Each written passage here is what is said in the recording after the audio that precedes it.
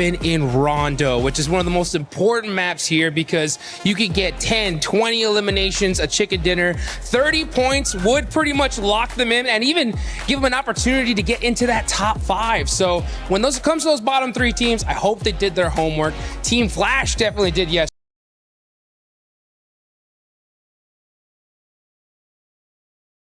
So when it comes to them, they're going to be set up for those bottom 3, though. They got to make it happen.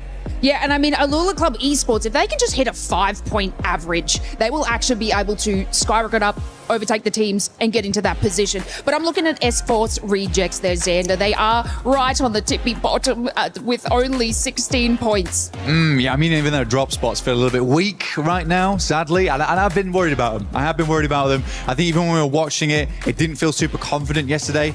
And they were cruising. There wasn't really even much to comment on during the games. It felt like they're going out quite early.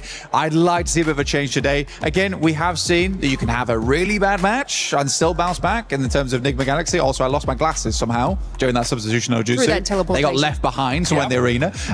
But again, X-Force rejects, they need to see clearly going into today if they want to do well. But it is possible over such a short match set. Yeah. Well, look, guys, I want you to be your best EWC 26 salesman, okay? Hot Jukes, sell me in 30 seconds for Thrives. That's easy. Look, if all these players and all these teams were a buffet, okay? Right? We got other squads that are like the meat, you know, and they're all set up. But 4 Thrives are that hot, fresh chicken dish, right? I am hungry, yes. They're just put right there on the side. I saw you running with some chicken a little bit earlier, right? You just can't resist it. They're too good, too hot, and too fresh. Right now, they're looking good. Okay, I reckon I might buy some of that because, yeah, you tantalised my taste buds there. Now, Xander, best salesman attitude, all right? I don't know if you've got a blazer under this or anything like that, but that's fine. Aurora, sell me in 30 seconds. Go. Well, Aurora, they don't always show up when you need them to, but during a group stage, it can be great. During the finals, maybe not so much. But who doesn't like someone who shows up at not maybe the best time, but maybe the time when you want to see them? Get a first place in group stage, and then we could maybe hope for something good in the finals, potentially. I mean, showing up is a part of the job, right? So I guess, is that what you're saying? I never said I was a great salesman. I'm buying it. But they have shown up now and again. Okay, well, let's hope Aurora can show up. Guys, thank you so much for teleporting to me. And we have Glitter with our Club Championship update. Time to kick off the day with another Club Championship update. And we have a lot of storylines to get into today. So first, we're going to kick things off with Ton over from the Lenovo Legion Gauntlet to tell us a little bit about what's been going on in your competition. Yeah, it's been an interesting one as far as the Club Championship goes. I mean, look, the big story, we have a few little ones intertwined in there. But the big story for us really is in AGAL. They are one of the favorites for the tournament, almost guaranteed at least second place. At first place right now would put them in first in the Club Championship.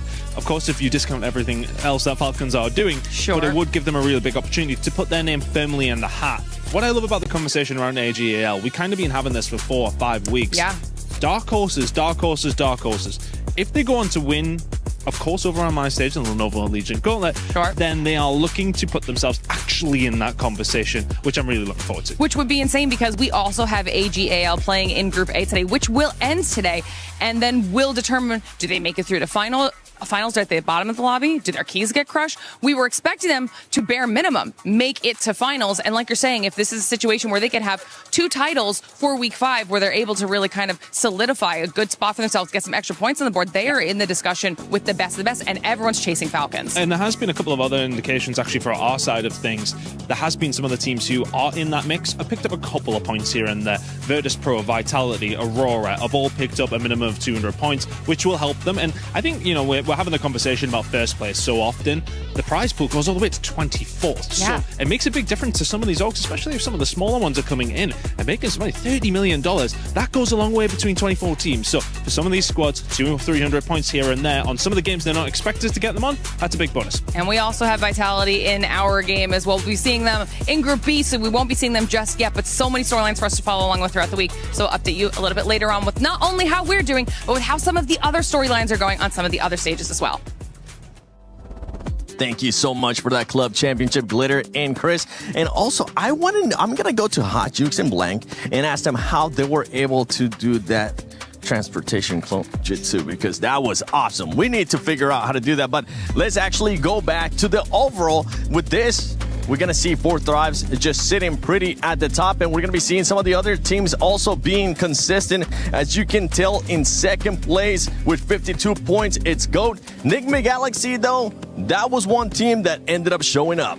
They really did. I mean, we had a lot of conversations about this, Max, right? Because Galaxy, this is a big name. We've seen them do big things before, but coming into this, we're like, are they going to be able to do it again after a kind of a rough run the last few months? Yeah, I mean, usually when I'm told, what do you think about Galaxy? I'm like, I'm not a fan of how they rotate around the map and such. Like, really, this event, day one, they shut me up, okay? I used to be one of the biggest, like, critiques of Ralph and his gelling style. But these 2-2 splits we've seen throughout the entire tournament have been, well, entire tournament, 6 games so far, but very impressive stuff, especially on a Wrangle. If they maintain this kind of composure and momentum, I think a spot in the top 5 is definitely possible for them to maintain until the end of today. And that's one thing that we're going to be keeping a close eye on. As I said earlier, top 5 will be moving on directly to the finals. And if we were to compare, as we're here on the second page now, if we were to compare 5 to 6, which OG is currently in 6, they're only separated by just 2 points, which can change in a matter of the first game. That is going to be so tight towards the end of the day, and also towards the bottom of the 3. We heard it too. X-Force needs to do something, and I got a chance to talk to the players, and they were saying that they're currently just having bad communications. Not the time to have that right now, X-Force. No, it's really not. I have such high hopes still for X-Force here, 7. I do think that if they can bounce back today, we could see a massive, massive difference, and maybe even getting out of the out of the bottom 3, rather. What's something that you would like to see X-Force do? More proactivity, not aggression, proactivity. I want to see them do more and think and plan ahead a little bit more than they are doing right now. Fair enough. I would like to see that too out of them. But now it's time we move on to the Sony story of the day, because it was those 2 teams that were trying to dominate. But who will dominate today? Is it going to be Four Thrives? Is it going to be GOAT? Because Four Thrives, yesterday, they finished in the first place, and this squad did it, Max, without... Actually, no, this squad did it without getting a win. No win at all. And this is kind of classic for Four Thrives, and something I really like seeing from a control team. This is the kind of thing that is indicative of a control team. But, looking at the head-to-head here, Four Thrives versus GOAT, it's such an interesting thing. Yes, you can see the stats on screen here, but I want to also mention here that these rotations are also really, really interesting when you think about these 2 teams side by side, right?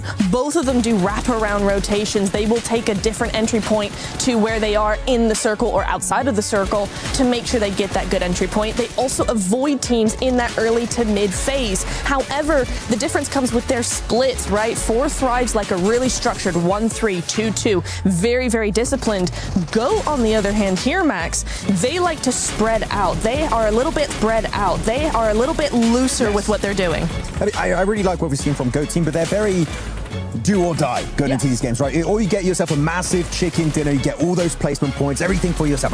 Really good times for them. But otherwise, if you look at the games where they don't get chicken dinners, no placement points, very low eliminations, they're very topsy-turvy, very inconsistent, which can make up for your bad performances. But GOAT team's a team that I want to see how their bad games are going to go. Not their wins, because you clearly know, right, that they can get chicken dinners. They got 2 actually on day 1, but your bad games get 3, 4, 5 points. That will definitely keep you consistently at the top of these rankings. And it's something to keep an eye on, because all the placement points have come from those wins that they were able to get yesterday. Nothing outside of those wins. And with when you're talking about Four Thrives, you got to talk about 2 players from Four Thrives, as we're going to be taking a look at the top 5 players of day 1. And in first place is none other than Husaifa, who's currently leading the MVP race for Group A. This man was able to put up 14 eliminations and 3,300 damage. And guess who he's followed by, Max? None other than Falak. Oh, the man with the golden hand. He's back in second place. It's good to see some Four Thrives Pakistani domination here at PMWC. And you know what? Noki, I do miss Noki at times. But then you see Husaifa put up numbers like that, you're like, Noki's really good as a content creator. I don't miss Noki. But no, really good setup here overall. And also, if you go a little bit lower on the rankings, it's good to see a Chinese player up there, right? You got Flower H, and ever since really we didn't see Weibo make it with Order, and so it's like, are we going to get any presence from China at the top? All gamers putting up big numbers, but not just Flower H, Niptura, also Maple. Yeah, Maple has been incredible. I love watching him play. Very excited to see what he has for us today, 7.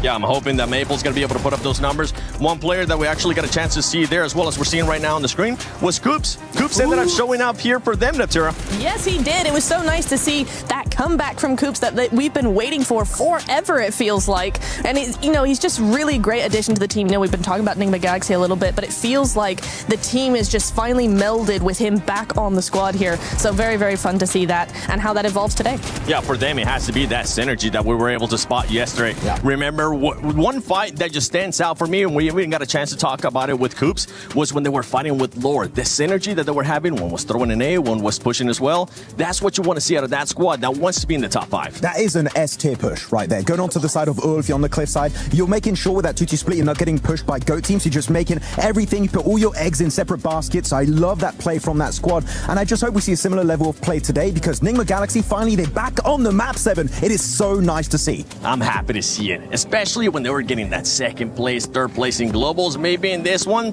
with the way they're performing, they're going to be pushing for that first place and finally break out of that second or third. But one team that we've been keeping a close eye on is none other than OG. We've been wanting them to be aggressive, and they were able to showcase it here perfectly. I want you guys to check out this clip because right now what we wanted to see from Orangutan is confidence, willingness to be aggressive. Here, they get the knock right onto a play of Nigma Galaxy, and really they're surrounded. There's Ulf, there's Aurora in the distance. They don't have any option when they have their heels up against the wall.